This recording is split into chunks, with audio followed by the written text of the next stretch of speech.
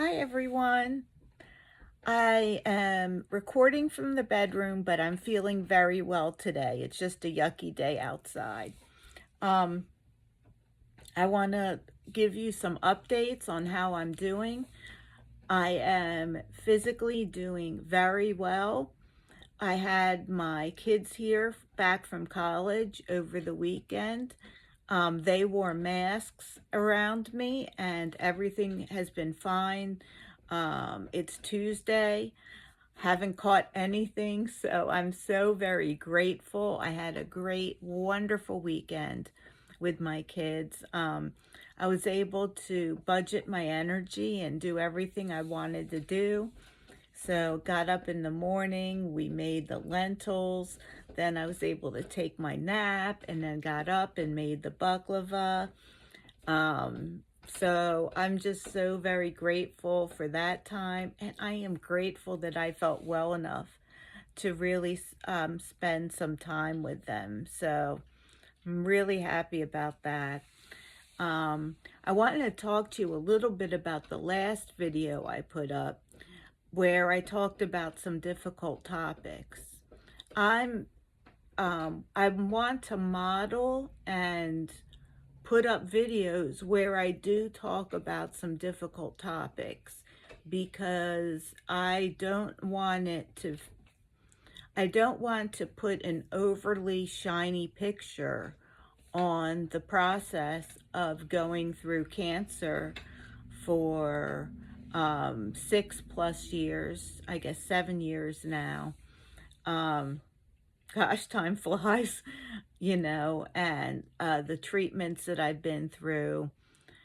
I don't want to put a picture on it that sanitizes things in any way, because I feel like that does such a disservice to people. I feel like it did a disservice to me in some instances. Um, I saw, like, for example, about the stem cell transplant. I thought that that was going to lead to a long-term remission and that there was a pretty good chance of that. It wasn't until after, and I was out of remission so fast that they were like, well, yeah, we usually put people on chemo right after, right away, um, but you asked not to be, and it's because we don't expect the remission to last. So, like, I was naive going into the transplant, even with the research that I did. And so I don't want anyone else to go through things naively or, um, feel like if they're feeling a certain way, like there's something unique or wrong with them. So that's why I really want to be open and honest and share things. And so when I feel triggered by something or something comes up for me, I like to examine like why that came up for me. Because usually when something upsets you, it's not the actual thing that upsets you, it's something from your past or some belief that you're putting into it that may not actually be true. So I like to, talk about things, examine things within myself. And um, I have some great friends. And so I have some friends that are helping me work through how I'm feeling around guilty about being sick for so long and, working through like the whole thing about like being a prayer hog. like, I have felt like, you know, for me, usually it seems like people get an illness and then they get better. They get diagnosed with X, Y, and Z, and then they get better, or in rare cases, they die. But they don't like just stay sick for this long. Or maybe it's just that I've been naive and stupid and not realize that people are just like long-term sick people. I, and given them the care, You know what I mean? Like I've maybe just get prayed for them in the beginning of their illness and then forgotten about it. I guess I have someone in my family who had a heart transplant at a young age and was born with a congenital heart defect. And so she's someone that fits in that category, and I've prayed for her whole entire life. So she's in her 20s now, so I've been praying for her my whole life. But I can't really think of many like adult people that I've prayed for years and years and years. So I was like, having some feelings and thoughts around that. And I've been examining that and talking to my friends about that. And it's really interesting what comes up. And it does have to do with, feelings of being worthy, um, like am I worthy of this love and attention, even if I'm not at my best, even if I'm not Kellie, the great hypnotherapist or statistician or baker or candle maker or whatever it was, even if I'm not doing anything, I'm just being, I am still worthy of that, right? So that was the lesson that I've taken so far from the stuff that I was feeling the other day. I'm still going to be working through it. And I just want to encourage everybody who's going through a long-term illness or any illness, just to, to find someone you can talk to who's a good listener. He doesn't try to solve things. I am working on becoming a better listener. Um, One thing that I do is I relate a lot of stuff back to myself in conversation, not meaning to make it about me, meaning to understand it better, um, and then get corrected or not corrected. But I realize that takes the conversation in another direction. And so I'm finding other ways to clarify, um, and other ways without relating it back to me, to just sort of repeat back what I think I understand without relating it back to me, to help be a better listener. Um, but that's important for people, and it's an important skill to have, to be able to listen as well as to be able to share and communicate. So hopefully the last video gave a good example of some of the struggles of going through a long-term illness, and I am going to have more of those videos where I talk about things either as they come up or things that have come up for me in the past, that I've dealt with in the past, just because I think that someone else might need to hear that. So that's about that. The thing I wanted to share with you today is a fun thing, is I wanted to show how far I have gotten with my God box. So the God box is the project. I don't know if you've seen it peeking up, like, what is that on her lap? The God box is the art project that we're doing. We're going to have basically, I believe, a monthly craft group. Let me know if you want to be involved. It will be on Zoom.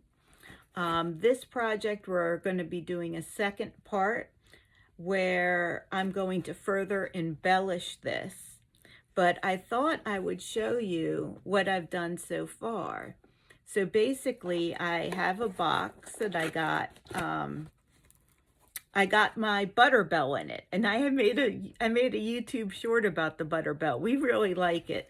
Anyway, the Butterbell came in this box, and in this box I'm going to put my prayers, etc. And then I wrapped it in scraps of paper, and I wanted to show you the paper. I actually made these papers that it's wrapped in, and it's a process called Ebru, E-B-R-U, in case you want to look it up. And basically you have a vat of water, and you take the water and you put paints and they float on top of the water, and you take a stick, put it through the paints and make patterns. And I thought I'd show you a few of the ones that we made. Here's one I made with just 2 or 3 colors. Here's a more traditional look. You see these sometimes in the front and back pages of fancy books, these kind of papers. So I made several of these years ago, and I put them away. And also some of my kids made them. You can get like kits for $20 at like Michael's, but you can also use like different paints, like different acrylic paints, and float them on top of water. Sometimes you can look up how to thicken the water if the paint won't float. But these are just, I thought these were really cool. We made these years ago, and I made them with my kids. So my kids were like probably teenagers, maybe 13, 14.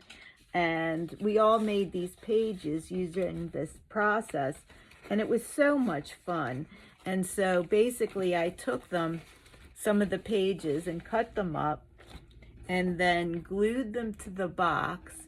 And then between where I glued the cut-ups, I glued some ribbon. And I couldn't find any fancy glue, so this has all been done with Elmer's. But I want to get some I think it's called E6000 before our next class. I think what my next thing is going to do is I have like some crushed crystals. I have some garnets that I actually got out of the river down here. I actually have a YouTube short about that. I might glue some garnets on. I also have like some just regular quartz or other like real like tiny, I guess chips. I might glue some on like on some of the patterns and see how that looks.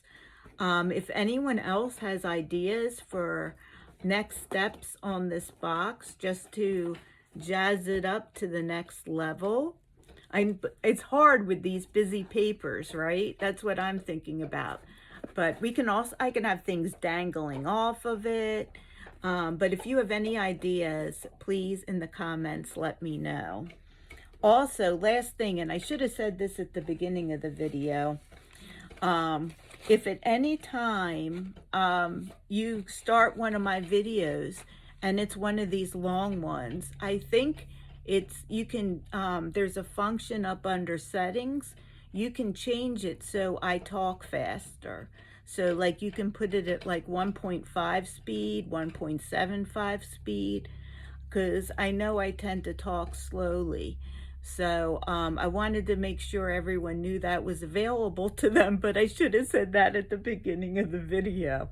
Well, now you know for next time. Under YouTube settings in the top right corner, at least on my iPad, I can change the playback speed and make it a little faster when someone's a slow talker like me. Anyway, I love you all so much. I'm looking forward to your comments about my box. And the other thing I wanted to do is I wanted to make this channel about any prayer request. So please feel free to put any request for prayers or intentions in the comment section. I am going to give a prayer request as the last part of this. And if you make it to the last part of this video, please put I'm praying or intending in the comments. Please pray or intend for my family member who had the heart transplant, who was born with the congenital heart defect, as she is pregnant. She's pregnant and we're so excited, and it is, as you know, it is a risky pregnancy, someone who has gone through a heart transplant to carry a baby, but she's doing great so far, and if everyone can please pray for her, I would greatly appreciate it. I love you all. And I'll check with her if it's okay. I will share her name, etc. on my channel. All right, bye guys.